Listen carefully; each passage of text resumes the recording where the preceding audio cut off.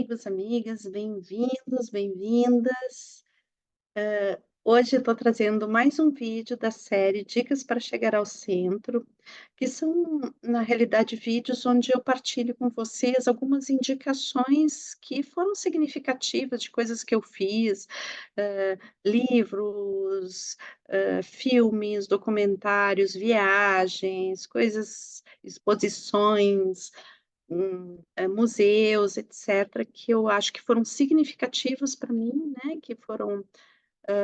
formadoras, me levaram a refletir sobre coisas importantes, e que eu gosto de partilhar com vocês. Então hoje eu vou trazer 10 filmes que foram significativos, filmes e séries, que foram significativos para mim, no sentido de refletir sobre as questões estruturais do patriarcado. Obviamente, esse tema não se esgota, né, esse tema, essas 10 obras, elas são, na realidade, vão cobrir alguns aspectos desse tema, porque é um tema muito extenso, né, e que tem muitas obras que falam sobre esses aspectos, né. Então, não é uma obra global, não vou indicar nenhuma obra global que vai, digamos, falar exatamente de todos as questões estruturais do patriarcado, mas essas obras que eu selecionei, elas vão falar de alguns aspectos. Então, eu não vou fazer uma análise profunda de nenhuma delas, mas eu vou falar pontualmente, o porquê que eu estou indicando, tá bom? Então vamos lá. Eu vou partilhar com vocês um PowerPoint, que é a forma, assim, muito simples que eu busco partilhar esses conhecimentos, né, porque sou eu mesmo que edito os vídeos, então para mim, nesse momento é mais fácil dessa forma, quem sabe em algum momento eu possa mudar, aprender coisas novas, né, mas nesse momento é assim. Então, a primeira obra que eu quero, compartilhar com vocês é um filme de 1989 do diretor Spike Lee. É um dos filmes mais impactantes desse diretor, eu gosto muito desse filme. Se chama Faça a Coisa Certa, e Faça a Coisa Certa é um filme sobre o racismo, né, as questões estruturais do racismo, com foco nos Estados Unidos, né, e então ele vai, hã falar muito sobre a questão das relações entre esses povos oprimidos, né,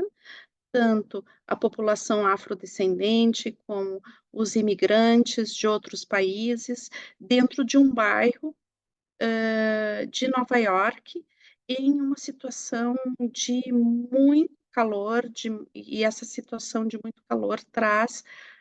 uma questão de algo que está sempre à beira de explodir, né, então vai trabalhar também, hã a questão do próprio bairro, da polícia nesse bairro.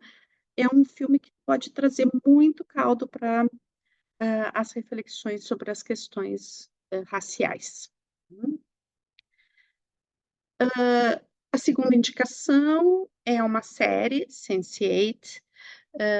de 2 diretoras que eu acho que são excelentes, né, a Lily e a Lana Wachowski, que são as diretoras de Matrix, né. E nessa série, então, por que que eu estou trazendo ela? Ela vai trabalhar muito as questões das relações, de empáticas, das relações, que podem se estabelecer e a capacidade de a gente sentir o que o outro sente, né. Eu acho que é um dos pontos interessantes desse filme, mas eu trago desse filme não, dessa série, mas eu trago ela especificamente aqui, porque eu acho que ela traz, muito marcadas questões de gênero, né, e também as questões raciais. Então ela vai ter essa discussão bastante forte, né, dentro da questão do machismo, da questão, dos preconceitos que têm a ver com, gênero, da questão da homossexualidade, da transexualidade, vai trazer todos esses temas, né, e muita discussão a respeito também da própria sexualidade como manifestação de amor, de relação entre as pessoas, e o quanto essa sexualidade controlada, ela tem a ver com o controle, hã, da própria cultura, da própria civilização. Então, uma série muito interessante. A Última Floresta é um filme brasileiro, de Luiz Bolognese. Ele foi o roteiro dessa série foi feito junto com Davi Kopeinaua, e é um filme que foi um documentário, né, ele não é bem um documentário, ele faz uma fusão entre o documentário, porque na realidade ele é filmado numa aldeia indígena Yanomami, né, mas ele tem uma narrativa que mistura um pouco essa coisa do mito com, o que realmente está acontecendo ali na floresta naquele momento, nesse momento histórico, e eu acho que é muito interessante, porque ele reflete uma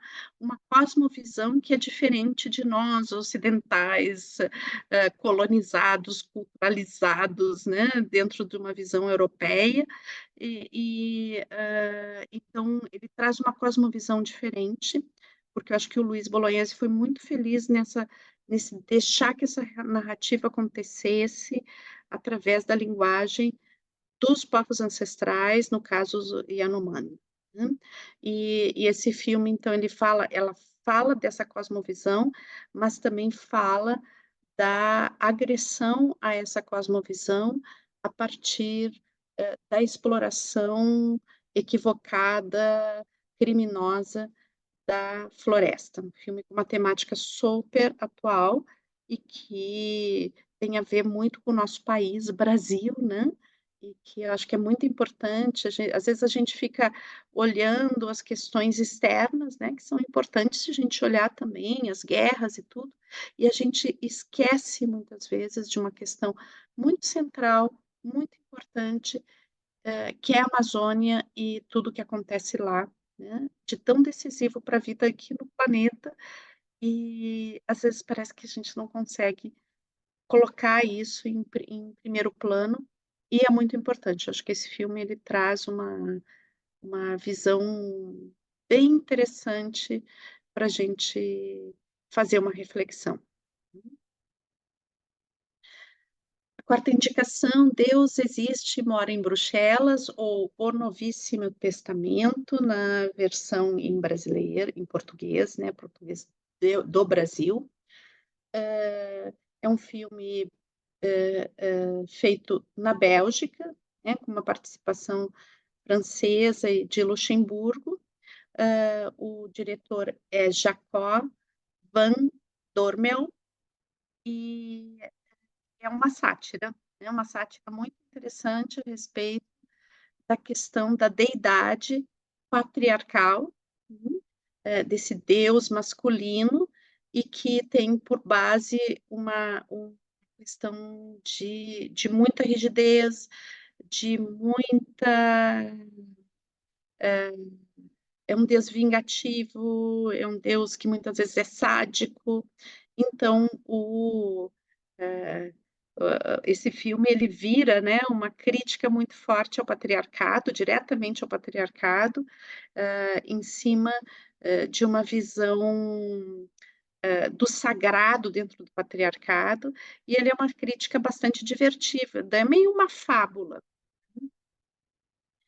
E ele então, não vou entrar em detalhes, porque os detalhes são complexos, né, mas indico fortemente para quem quer ver um pouquinho a questão da religiosidade, dessa visão patriarcal de Deus, né, é bastante interessante.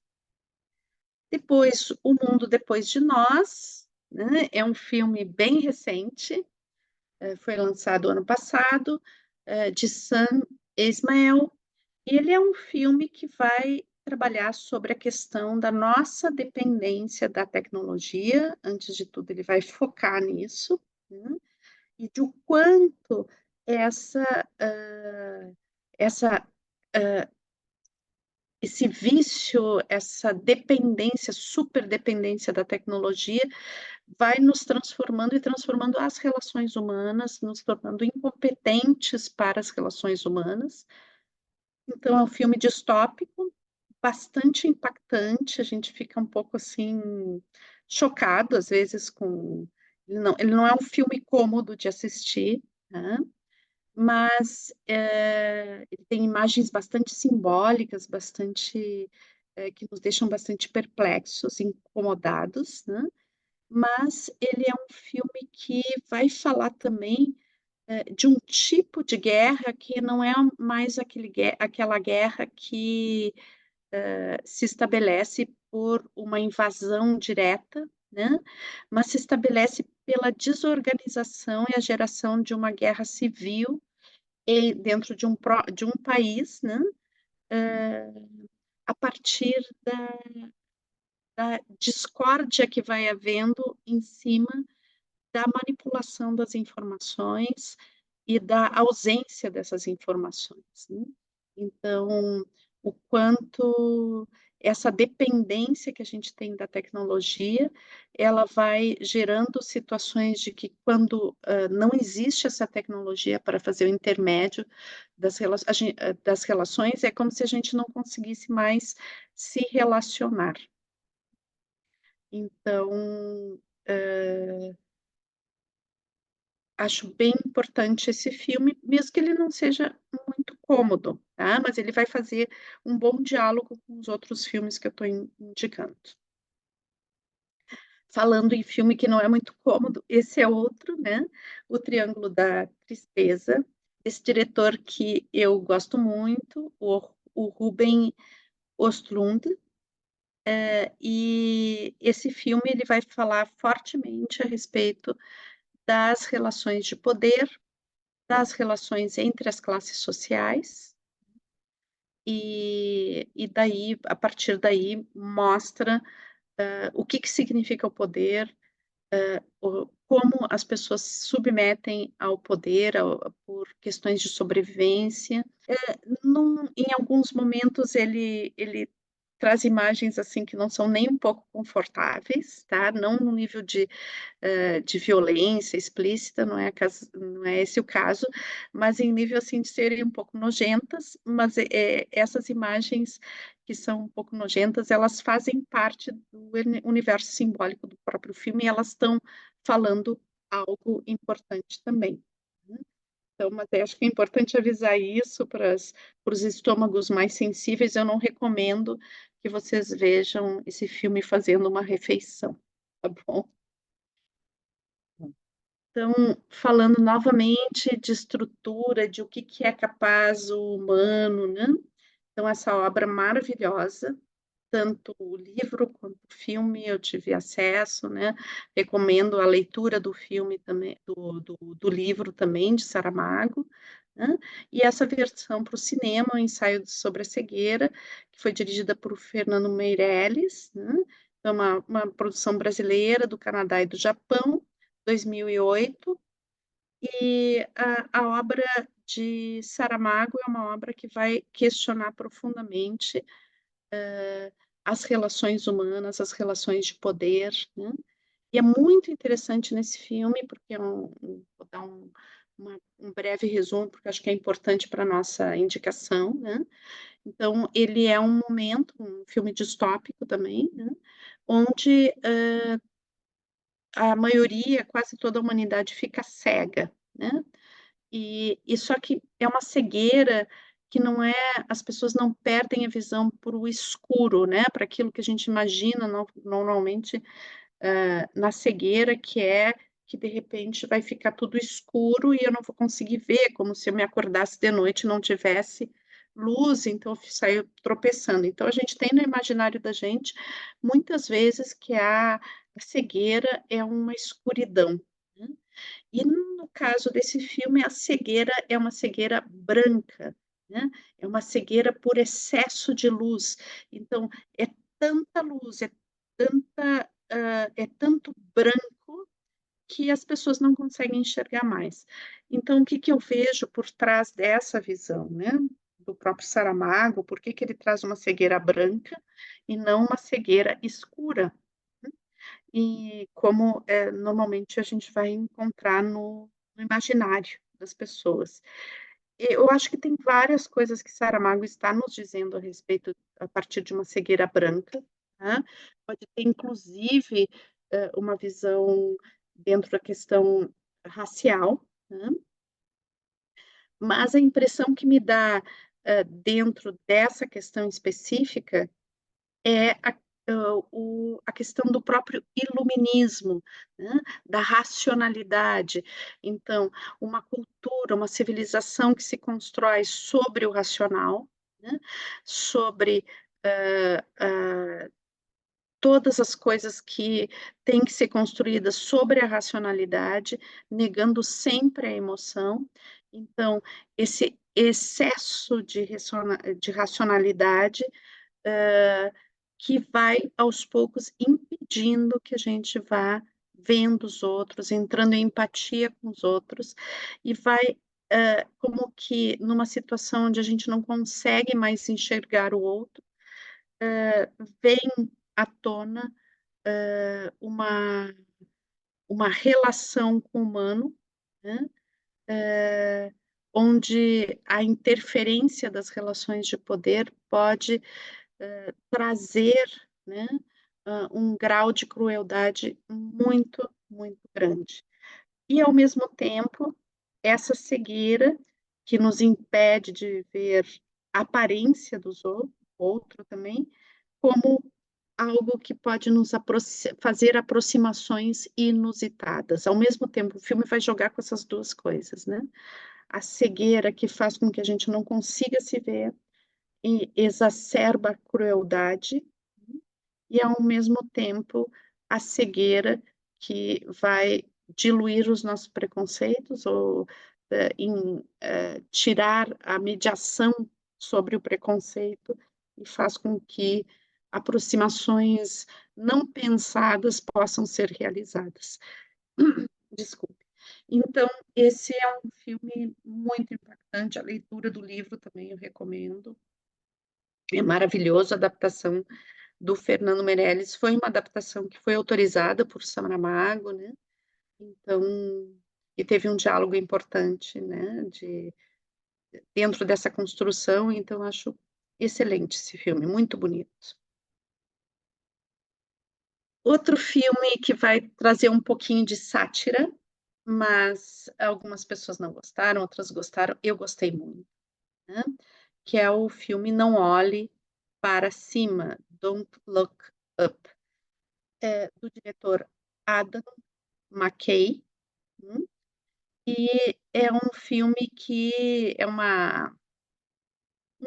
tem uma característica distópica também, mas é sobre um asteroide, um cometa, né, que vai bater na Terra e sobre esse argumento, né, a descoberta pelos cientistas desse argumento e a a a reação, né, da população, dos políticos, da imprensa, da internet. Então sobre esse argumento, esse filme vai explorar super bem, né, as nossas relações midiáticas, o que é a fake news, como as fake news vão influenciar dentro das relações de poder, a manipulação da informação e o negacionismo. É um filme que trabalha isso de uma forma, dentro do possível, dentro do tema, divertida, né, é uma sátira, e se a gente se permite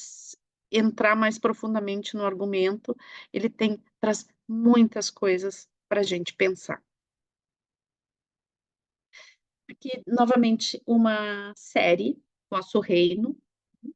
novamente o tema da distopia, né, aqui é um filme argentino, né, uma série argentina, os diretores Marcelo Pinheiro e Miguel Corrá, hum, e, essa série ela vai trabalhar as questões relacionadas às novas igrejas, né, as igrejas, neopentecostais, e algumas variações desse fenômeno das igrejas relacionadas com as estruturas de poder. Então, como, essa mistura entre a religião e as relações de poder, muitas vezes traz um aspecto perverso de manipulação. Essa série vai aos pouquinhos, dentro das suas temporadas, vai trabalhando a estrutura de relações de poder, né, e a manipulação da informação a partir das estruturas de poder. Vai trabalhar a questão da corrupção, a questão das fake news, da manipulação da informação, de uma forma muito interessante. É uma produção argentina que é surpreendente. E por final, então, esse filme, O Dilema das Redes, né, que, ele vai trazer, né, todo o esquema de manipulação da informação a partir das redes sociais, a vai, mostrar como se cria a dependência das redes sociais e, hã, como se dá a manipulação a partir dos algoritmos. Super interessante também para quem ainda não viu, né, recomendo bastante. Então, pessoal, por hora são essas as indicações, eu espero que vocês tenham gostado, depois comentem aí se vocês já viram alguns dessas obras, se vocês têm outras a recomendar, eu sempre gosto de saber, né. Por favor, curtam o vídeo, sigam o canal, que assim, podem partilhar também, é sempre bom receber esses apoios de vocês para continuar produzindo esse material, tá bom? A gente se vê em breve em outro vídeo. Um beijão para vocês.